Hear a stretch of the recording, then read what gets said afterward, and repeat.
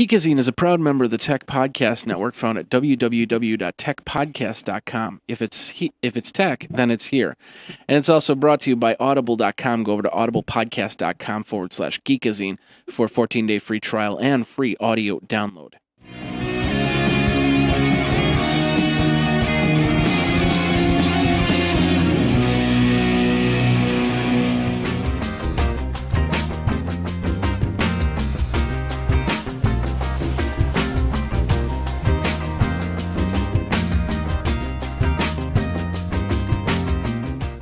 Ladies and gentlemen, boys and girls, children of all ages, Jeffrey Powers here. Welcome to the OTT. OTT stands for over-the-top television at its best. My name is Jeffrey Powers. Of course, you can catch me over at Geekazine, www.geekazine.com, for all the cool videos and so on and so forth. I'm putting out a 5-part series this week on how to use Wirecast, so you can check that out also in the special media feed, which you might be getting the OTT on. Of course, the OTT does have its separate feed over at ott.geekazine.com.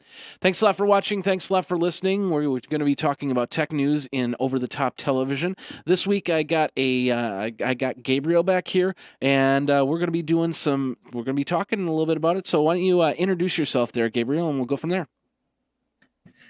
Well, as you guys know me from before, I'm just a good old tech enthusiast and trying to build my podcast. And you can always find me in Master Wolf. That's Master Wolf. Instead of a 1, you get an L, you get a 1. And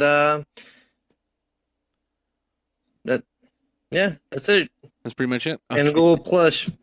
I'm gonna work my Google Vanity URL because it's really long. But yeah, Google Plus. Do you have a website anywhere? Working on it? No, not really, because I'm still trying to build it. So yeah, it's not finished, but I do have a website. But I'll show you. I guess if you guys want to check it out, it's Aurithil. That's AURITHIL.com. Okay, perfect. So. All right, well, what we're doing with the OTT, we talk about over-the-top television, what's also called IPTV, that's also called set-top boxes. If you have a Roku, if you have an Apple TV, if you have a Google TV, if you have a Sony TV that has the special cool options to get Netflix and Vudu and all that other stuff, then that's what this show is about. We're going to be talking about all the cool stuff that you can get. We're getting TV over the internet as opposed to over the air, cutting your cable, so on and so forth. So we're going to start over on, where are we? We're on M Live, which I guess is Michigan's website, news website. And basically what they're talking about, the NFL Sunday Ticket. Now, before you could get NFL Sunday Ticket on DirecTV. Well, apparently they announced on, Tuesday or something like that, that you can now get Sunday Ticket and select a version of Sunday Ticket for $339.95 for your PS3. So what you would do is you get your PS3 out. I'm assuming it's just like with the Netflix subscription. You plug in the disc, and then it sets it up so you can then pull that information to your PS3 so you can watch certain games on there. And with the PS3 being now $249, it's a perfect over-the-top set for that. So now, do you have a PS3? Don't you? Yes, I do. And what are you planning to order this? I don't know, because I mean I kind of dabble into the occasional on the market, Fox. Sometimes they have it on when I catch it, and pretty much I don't know if I'll get this though. I mean, like the article said, it's out of market, so it's not like it's about teams that are not in there, and but the price point, it's kind of weird. I don't know, $340 for that. I don't know. I guess if I was a bigger sports fan than that, maybe. Okay. But I'm surprised that Xbox hasn't gotten this yet, because I know that they're doing a lot for the ESPN. I know the ESPN app for it gets all the content that ESPN3 gets, Okay. and it's actually supposed to be updated in 4 days. Oh, really? Well, it's very possible. It's all about branding. It's all about getting the contracts signed and all the bells and whistles dotted and I'd, so you can get that season. Now, 339.95 actually isn't that bad. I think that's the price of actually getting it from DirecTV itself. So and you get 14 out of market games, which means that you wouldn't be able to see them any other way. So for somebody that's looking, looking to get a service like this, then this might be a good alternative to satellite. Now they're also offering NHL Game Center app for $120 per season as well. So and $169 for yearly games and highlights. This is turning into a really interesting over the top set top box there. Yeah, you can pretty much get any sports that's very popular in the United States. You get the MLB, you got the NHL, and now the NFL. I mean, unfortunately, as we all know, Fox tends to control a lot of their content, and we actually have an article later on about it. But but yeah, Yeah. it's all those backdoor deals. Well, I don't know if I'd call them backdoor deals, but I would call them, they're basically deals. I mean, when you have content and people want it, you want to fill out the right contracts and get the right amount of money for what you're doing, because then you make money. NFL, a lot of people think that the NFL has a lot of money, but in all reality, we found this out a few years ago. If between the different sports organizations, the Major League Baseball is probably the richest of the sports out there, and NFL struggles sometimes to make ends meet. And there was talk about bankruptcy a couple years back during when the official recession hit for the first time.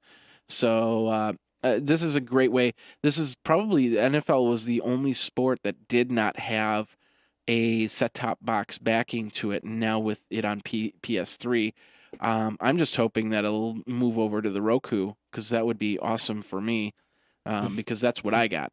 So, So, so you would get this if it came to the Roku then? um, it would be tough. Well, the reality is that I'm in my market for my football team. So chances of me actually getting this for it wouldn't be worth it for me. But if I was to move to, like, let's say Alabama or something like that, and I wanted to watch the Green Bay Packers, yeah, this would be perfect for me. And I know many people that are out of state that want to see the Green Bay games. And now I can say, okay, well, get yourself a Netflix, get yourself I'm sorry, get yourself a Roku, and or get yourself a PS3, and in this case now, and you'll be able to get Sunday Ticket, and you don't have to pay for all these extra channels. Now, the biggest advantage for DirecTV is for $339, you also get DirecTV. So the real question is, will this be will this be an advantage, or will people just say, well, if I'm just going to pay this amount of money, I might as well go get Sunday Ticket on DirecTV and have a DirecTV dish? I mean, for me personally, I would rather go this way because you can also have access to Hulu, Netflix, and all the other sports in between. Plus, you don't have to go through that hassle of, I mean, if you ever got in cable dish before going through the installers, having to wait for an appointment and all that mess. Yeah, I'd rather have this Yeah. instead. Well, the other thing is, if you have a rainstorm or snowstorm, you're trying to watch a football game, it's not going to happen most of the time. So, well, anyway, that's over on mlive.com. So thanks for putting that into the schedule there, Gabriel. We'll go from there over to Fierce Online Video. Hulu apparently came out with what they called a super cookie. Major companies, including MSN.com and Charter Communications, have been using super cookies to track users on their browsing history. The Wall Street Journal reported that it's nearly impossible to detect, and you can recreate an individual's profile. So it's pretty interesting on this little cookie that could track you. Now, for those of you who get a little scared when you see cookies, cookies are basically profile information. They shouldn't have any personal data. They shouldn't have any passwords. They shouldn't have any phone numbers or social security numbers or anything like that in there. It's just basically getting into remembering your computer, remembering what you have on your computer. So if it does have any passwords, then these super cookies are bad, but highly doubt that that's the case.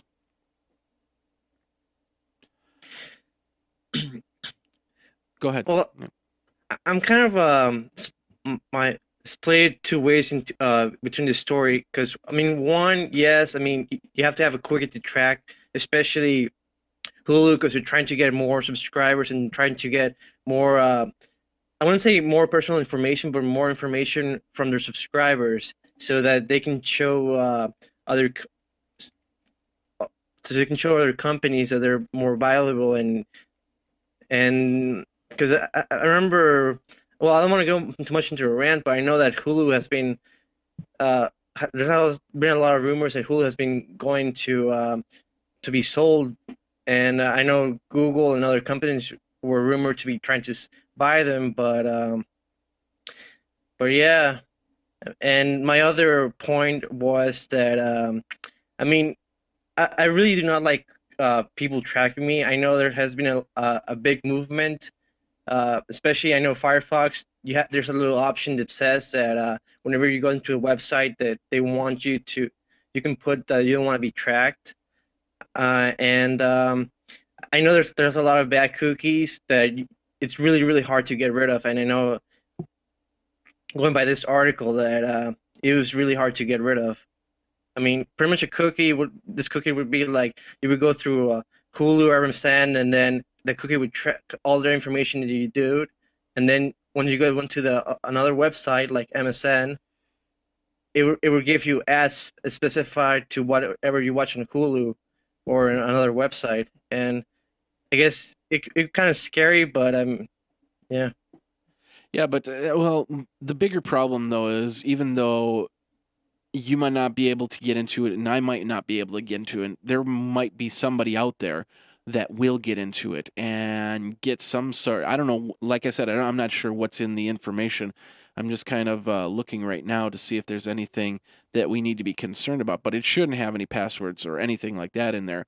But there's somebody out there that will probably know how to not only locate where these cookies are, but also crack into them. And you never discount the fact that somebody is out there that knows how to do that type of stuff. It's just gonna happen. So, but pretty interesting stuff. If anybody wants to read more on this, we got the link over in the show notes over at geekazine.com, and of course we're over on fierceonlinevideo.com. We're going to move from there, but first, before we do, we're going to talk about our sponsor really quick. I'd like to thank the guys over at audible.com, where you can actually download yourself an audiobook of your choosing. When there's a ton of great little books out there. I know some friends of mine have some books out there. C.C. Chapman, for instance, has his Killer Blogs, Killer Podcasts book out there in audio form, and it's a great way to really just get in and learn a little bit more and read a little bit more. Because what I do, I hate to read. Print is dead to me. So what I do is I'll actually get an audible.com book and listen to it while I read it. As long as I'm on the right revision number, I can pretty much read through the book, which helps me a lot, and it's a great way to get through books. If you have a hard time reading, if you just can't get into that kick, then you might try audible.com. Of course, you can also listen to it in your car as you're driving to work, so on and so forth. So for this special offer, it's over at audible.com/podcast. I'm sorry, audible.com or audiblepodcast.com Geekazine. I got so many codes that run through my head. audiblepodcast.com/Geekazine will get you that. It's a 14-day free trial and a free audio download. Once again, audiblepodcast.com/Geekazine. And of course, it helps Geekazine and the OTT and all the other shows that we do over here on Geekazine. So, all right, with that out of the way, let's get into the next article here. We're back over on Fierce IPTV. And the article you were talking about earlier, Gabriel, is about Fox and their expectation for Hulu to get into what they're doing, and basically what they're doing is they're creating a paywall. So you go up to Fox.com, you want to watch their shows, want to watch American Idol and stuff like that. You've got to pay to get in and be a part of that. They're also a part of Hulu.com. And they want Hulu.com and they want their subscribers, but they don't want the shows the next day. In fact, if you, they're proposing that if you want to watch Glee on Hulu Plus or Hulu, there's at least an 8-day wait to watch the episodes, which I think is really sad for anybody to do, especially if you're paying for some sort of for the content itself. So far, USA is doing like 30 days out on certain shows and 7 days out on other shows. They've done anything from waiting 24 hours to waiting 7 days to waiting till the season's over. I know Burn Notice won't start airing episodes until their season finale on Hulu, so I'm kind of waiting on that. You got any questions or comments on that, Gabriel? Yeah, this actually got me really angry because I personally watch a lot of Family Guy on Hulu. Like I said before, I got rid of my Hulu Plus subscription, and I don't know. I think it was really sad how like Fox would just do this. I was okay with like waiting 1 or 2 days and then watching the ads for the free version, but now I have to pay like what is it? I think it's like less than $10 a month for Hulu Plus, I think. Yeah, it's like $8.99. Yeah.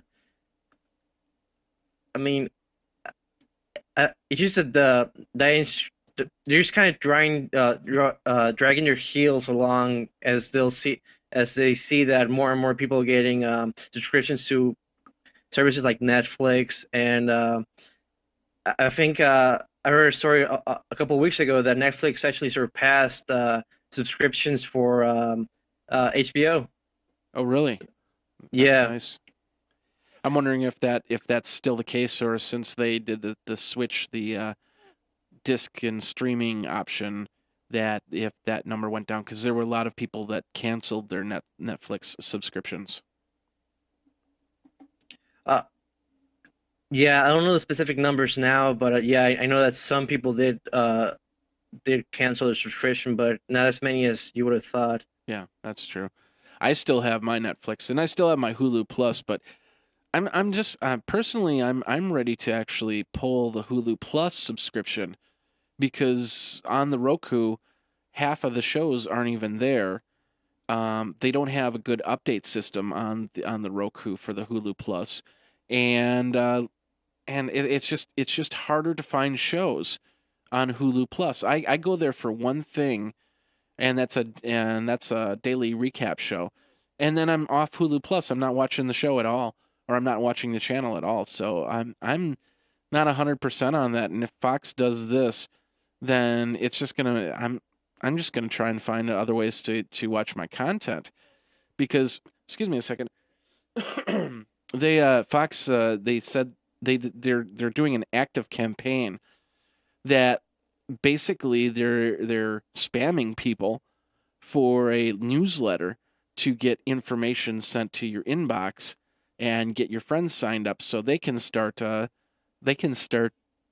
finding that going over to fox.com and subscribing there. So I don't know. Did we ever find out a price for Fox's paywall, or do you know? Are you on top of that or no?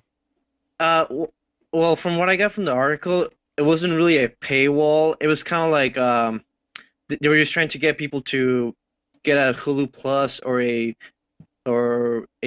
into Dish Network, because I know it said on the article that only the you would only get to show the. It doesn't really say if it comes a day off or maybe a day after for Hulu Plus or the Dish Network. Okay. It does But say yeah, it does say I'm over on Fox's website and it says underneath the watch full episodes it says Dish Network customers will be the first to access new episodes of Fox shows online. Whatever that means. I mean, if it's instantaneous, like okay, American Dad or Simpsons plays, and then 30 minutes afterwards it's up on the site or what? yeah, it's yeah, it doesn't really say, but well, I'm actually even surprised that they would give more into this network than Hulu Plus, because I know, like you said, they're trying to spam their customers. I don't know. This just makes me either wait 2 weeks or try to get Family Guy from other ways. I mean, it's Well, really sad. yeah, it's I don't know. We'll see what happens here, but I think that if they start, I mean, there's a lot of people that watch, like Bones and House and so on and so forth. But there's going to be enough uproar that I would hope that Fox would see that and say, okay, that's not gonna be in our best interest on that, and go from there. Or they're just gonna buy digital video recorders and record their shows and then watch them whenever they want. So anyway, that's over on Fierce IPTV. If you want to read more about it, of course, go over to the show notes over at ott.geekazine.com or geekazine.com. That'll get you the OTT, and you find out a lot more about that. All right, last article of the day, and that is the Google Motorola deal. And the big news, of course, at the beginning of the week was Google and Motorola. Basically, Google bought controlling share of Motorola Mobility, which is the mobile version of Motorola. They split off into two. Now, Motorola makes a lot of interesting items. They do have semiconductors, and they do have they work in medical field. They have their hands in a lot of different areas. I don't know all the areas, but they had, of course, their big thing was the mobility. They had the StarTAC phone. They had cell phones and mobile phones before people knew what the word mobile phone was. And so, of course, Google, who's been trying to thwart anybody trying to sue them for patent infringement, went and bought Motorola Mobility and 24,000 patents with it. Now, I've been trying to read some of the patents over on Google Patent Search, and I know that I see a lot of interesting patents that Motorola has. I don't know if they got it in the purchase of this merger, or I'm sorry, this controlling stake. But I'm assuming that that's the case. But some of these patents can actually move over to an over-the-top television situation, which now makes some of the issues that Google had with the Google review or the Logitech review a possibility and they might just try to relaunch this, rebrand and relaunch. It would be the order of things to do. Have you been following up on the patent, or I'm sorry, the merger? Um, yeah, I know that it's the wholesale was about 12 billion, and I know that it's kind of similar to the AT&T T-Mobile deal that if it doesn't go through the FCC, I mean, sorry, FTC, then they're gonna give Motorola around $2 billion. And but yeah, this is just a defensive maneuver by Google, because I know they've been being sued by Samsung, Microsoft, pretty much every other company. Yeah. Well, And I don't see any reason why this would not go through. But yeah, you're right. If it doesn't go through, then basically what Google will do is they won't buy controlling stock, but they'll buy enough stock to be part of to have Motorola continue to function, and of course there'll be a majority stockholder with something like maybe 33 or 40% or something like that. That would be more acceptable. But I expect that this is going to go without issue because nobody's really can challenge it at all. And there's no reason why they would challenge it. They don't see any type of shift in the mobile market at all. Yeah, actually, most of the comments I've heard like have been positive and completely the opposite from the AT&T T-Mobile deal. I'm really going to be surprised that if it doesn't go through. I mean, I don't really see any way that unless unless not even I know HTC personally has said that they weren't worried about Google buying Motorola mobility, but I don't know. Good for Google, man. They have to stick up to Android and Yeah, that's true. What do you think? Do you think that they'll make a play on their Google? Maybe come out with a Google TV 2 or something like that? well, I think the problem with the Google, I mean, the Logitech review or the Google TV was that they couldn't get that much content. I mean, maybe with this patents, they may be able to sway more of the content providers, but I don't know. I think it might be a little while until Google finally decides to bring up a renewed version of the Logitech review. Well, I don't know. I mean, I try to think of how Google reacts and acts to market, and I think that they have something in place. And there's a lot of people that said, the the Logitech review was a pretty decent box. It was even better if you bought it in a TV. And I know Chris Perillo. We talked to him about that yesterday, and he said I love the Sony uh, Google TV I have. It does well. So you take that for whatever it is. But I've heard a lot of good reviews from the Google TV. So I'm hoping that they push it out, and now with new this new set of fire that they might be able to do that and probably even push through. Of course, part of it was patents, but the other part was content providers and things like NBC and Fox and stuff like that saying, "Wait a minute, no, we don't want you to come out with an over-the-top TV solution." So Yeah, I mean, like, I would probably say they probably have a better chance of getting HBO Go than any other NBC or Fox or anything like that. yeah, that's true.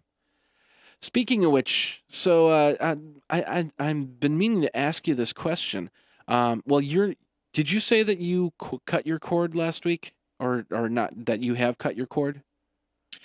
No, I said I don't really watch any TV at all. Like, I live in with my family, so they still have a TV, Okay, but I mean, nobody really uses it except for my grandma. okay. If you were to cut your cord tomorrow, what would be the one TV channel that you would want to take with you? Mm, Comedy Central. Comedy Central? Okay. Yeah. I personally haven't had cable in a couple years, so I really can't think of a channel myself. There were a few channels. I mean, I did watch. Let's see, I watched the Outdoor Network. I watched a little bit of G4 TV, although not as much anymore as I used to, when it was, of course, Tech TV. But I was thinking about that question earlier today, and it's like, I don't know what channel I would want to take with me. Probably, basically, I would want to take something like HBO or Showtime. And with the HBO Go, that's the one thing that frustrates me the most is with HBO Go, I can get I can get it online, but I can't get it online unless I sign up via my cable provider, and then I can get HBO Go. And it's just like I don't want to do that. I just want HBO Go. I don't want the other channels. So And that's not even the worst thing. The worst thing is that HBO is kind of being strong more into limiting what providers you can actually get it from. Because I know off the top of my head, I know it's Comcast, AT&T, Ubers. I know I don't think not even Time Warner Cable has a. I mean, Time Warner, the cable company, has it. So even if you have HBO from Time Warner, you wouldn't be able to get the HBO Go app. Really? Yeah, Yeah. that's crazy. All right. Well, more information on that, of course, you can go over to fierceiptv.com to get more information. And, of course, go to the show notes over at Geekazine, ott.geekazine.com, and you'll get to that page. So, all right. Well, that brings us to the end of another episode of the OTT. Gabriel, thank you very much for coming on the show. Once again, did you tell them your Twitter handles and stuff like that one more time? Twitter is Master Wolf. That's instead of an L, you put a one, and you can find me on Google Plus. You can follow the show notes, and I'll give you a link to find me, and that's pretty much it. Okay. I'm mostly in Google Plus. All right. I'll put your stuff into the show notes, your links into the show notes, and go from there. So. Mm-hmm. Thanks for coming on the show there, Gabriel. My name is Jeffrey Powers. Of course, you can get me over on anywhere at Geekazine.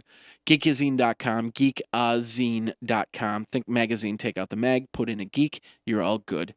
Of course, Twitter handle is Geekazine. I don't have a G+.2 account. Well, I do, actually. It's G+.2/Geekazine.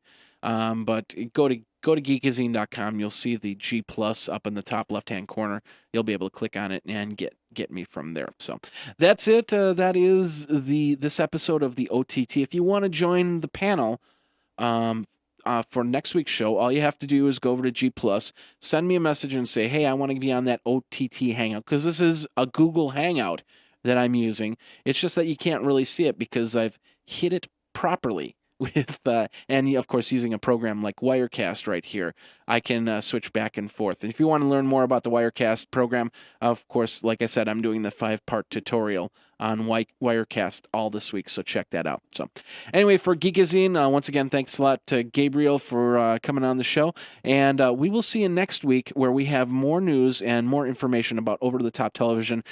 Learn how to cut your cord and get into over-the-top television. And you'll find that it's a cool thing. So my name is Jeffrey Powers, and until next week, take care.